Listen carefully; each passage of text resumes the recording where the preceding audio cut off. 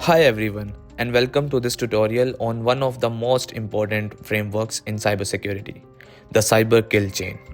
Developed by Lockheed Martin, this model helps us understand how cyber attacks are structured, from the initial planning all the way to the cyber attack's end goal. By breaking the cyber attack into distinct stages, we can defend more effectively by detecting and disrupting threats earlier in their life cycle. Whether you are a beginner or someone building your cyber defense strategy, this model is foundational. So, what exactly is the cyber kill chain? Think of it as a step by step outline of how cyber attacks unfold. It originally came from military terminology, where a kill chain describes the process of targeting and destroying an enemy asset. In cybersecurity, we apply a similar concept to show how an attacker progresses from reconnaissance to data theft on system damage. The cyber kill chain consists of 7 stages: reconnaissance, weaponization, delivery, exploitation, installation, command and control, and the last, actions on objectives. Let's break each of these down step by step. The first step is reconnaissance. This is where the attacker gathers information about the target. It might involve scanning for open ports, looking for exposed IP addresses, or scraping social media and websites for employee information. This stage is completely passive. No contact is made with the target system yet. It's all about building a profile and identifying weak points. Example, an attacker might use tools like Shodan, the Harvester, or Nmap to map out a network and find possible entry points. Next comes weaponization.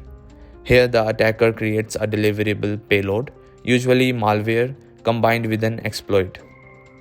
The payload could be a reverse shell, ransomware, keylogger, or any malicious code. It's typically hidden inside a document or file designed to look harmless, like a PDF or Word doc.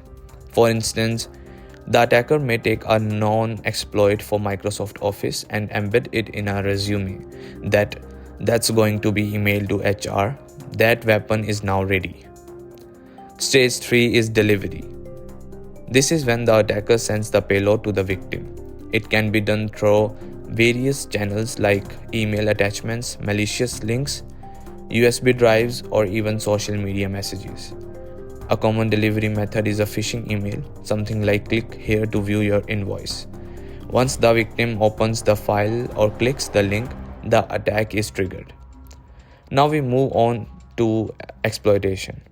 This is the first active phase. The exploit is executed on the target system, often without the user even realizing it. It takes advantage of a vulnerability like a buffer overflow or outdated software to execute malicious code. For example, a PDF may exploit an unpatched vulnerability in Adobe Reader to run malware. At this point, the attacker gains access to the system. In the installation stage, the attacker installs malware onto the target system to maintain access. This could be Trojan, a backdoor, or a remote access tool. The idea is to survive reboots and stay hidden, sometimes using rootkits or fileless techniques. The malware might install itself in a hidden folder or modify system files to persist. Once installed, the attacker is ready to take control. Stage 6 is command and control, also known as C2. The infected system now reaches to a remote server controlled by the attacker. This allows the attacker to send commands, download additional malware, or exfiltrate data. Many attacks use encrypted channels or disguise their communication as normal web traffic to evade detection. If defenders are watching network traffic, this is often the best place to spot something unusual. Finally, we reach actions on objectives. This is where the attacker carries out their main goal, whether that's stealing confidential data, encrypting files for ransom, or sabotaging systems. This stage depends on the motive. Some are financial, others political or strategic. For example, a ransom attack might now lock your system and display a demand for payment. Or in the case of an advanced persistent threat, sensitive information may be exfiltrated quietly over months. Understanding the cyber kill chain is not just theoretical, it's practical. You can place security tools at every stage to disrupt the attack. Use firewalls, intrusion detection systems to spot reconnaissance, implement email filters and antivirus for delivery and weaponization, keep software patched to block exploitation, use endpoint detection and response (EDR) to detect installation and C2 communication. The earlier you break the chain, the better your defense. Cybersecurity isn't about stopping 100% of attacks.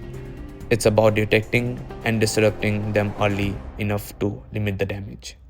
Thanks for watching this tutorial on cyber kill chain. This model gives us the structured way to understand and respond to cyber threats.